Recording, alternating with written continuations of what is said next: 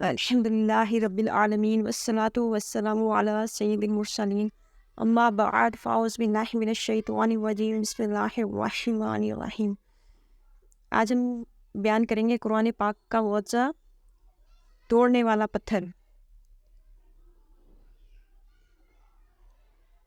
یہ ایک ہاتھ لمبا، ایک ہاتھ چوڑا اور چکور پتھر تھا جو ہمیشہ حضرت موسیٰ علیہ السلام کے جھولے میں رہتا تھا۔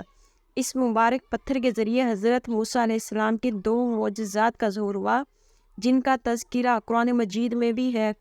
پہلا معجزہ اس پتھر کا پہلا عجیب کارنامہ جو در حقیقت حضرت موسیٰ علیہ السلام کا معجزہ تھا، وہ اس پتھر کی دانشمندانہ لمبی دوڑ ہے، اور یہی معجزہ اس پتھر کے ملنے کی تاریخ ہے۔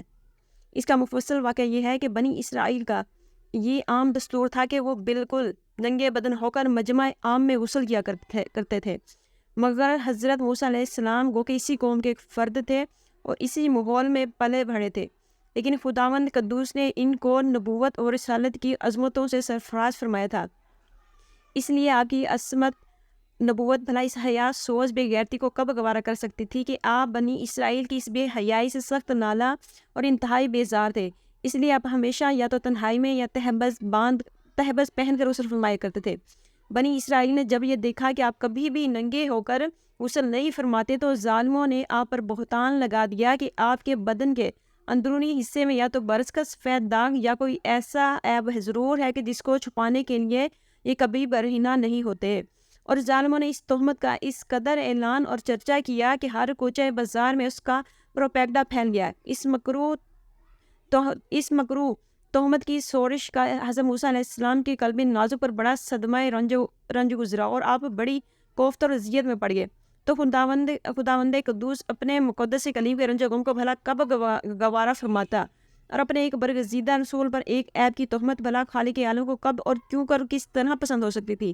ارحم الراحمین نے آپ کی برات اور بے عیبی ظاہر کر دینے کا ایک ایسا ذریعہ پیدا فرما دیا کہ دم زدن میں بنی اسرائیل کے پروپیگڈو اور ان کے شکوک و شباہت کے بادل چھٹ گئے، اور آپ کی برات اور بے عیبی کا سورج آفتاب عالمتاب سے زیادہ روشن و آشکارا ہو گیا۔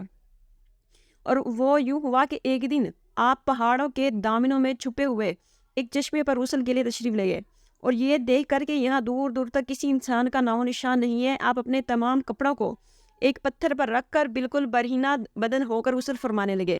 غسل کے بعد جب آپ لباس پہننے کے لیے پتھر کے پاس پہنچتے تو کیا دیکھا کہ وہ پتھر آپ کے کپڑوں کو لیے ہوئے سر پر بھاگا جا رہا ہے۔ یہ دیکھ کر حضرت موسیٰ علیہ السلام بھی اسی پتھر کے پیچھے پیچھے دوڑنے لگے کہ صوبی حجر، یعنی اے پتھر میرا کپڑا، اے پتھر میرا کپڑا۔ مگر یہ کہ پتھر برابر بھاگتا رہا یہاں تک کہ شہر کی بڑی بڑی سڑکوں سے گزرتا ہوا گلی کوچوں میں پہنچ گیا، اور آپ بھی برہنہ بدن ہونے کی حالت میں برابر پتھر کو دوڑاتے چلے گئے۔ اس طرح بنی اسرائیل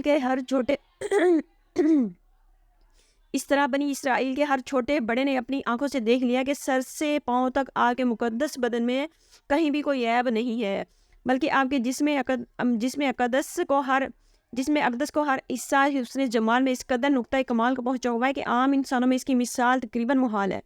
چنانچہ بنی اسرائیل کے ہر فرد کی زبان پر یہ جملہ تھا کہ واللہ بامی موسیٰ من باسی، یعنی خدا کی قسم موسیٰ بالکل ہی بے عیب ہے۔ جب یہ پتھر پوری طرح حضرت موسیٰ علیہ السلام کی برات کا اعلان کر چکا تو خود بخود ٹھہر گیا۔ آپ نے جلدی سے اپنا لباس پہن لیا اور اس پتھر کو اٹھا کر اپنے جھولے میں رکھ لیا۔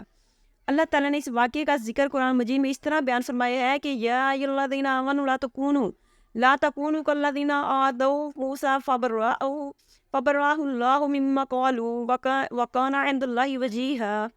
اے ایمان والو، ان جیسے نہ ہونا جنہوں نے موسیٰ کو ستایا تو اللہ نے اسے بری فرما دیا اس بات سے جو انہوں نے کہی، اور موسیٰ اللہ کے یہاں آبرو والا ہے۔ سبحان اللہ۔ دوسرا معجزہ اس پتھر کا یہ تھا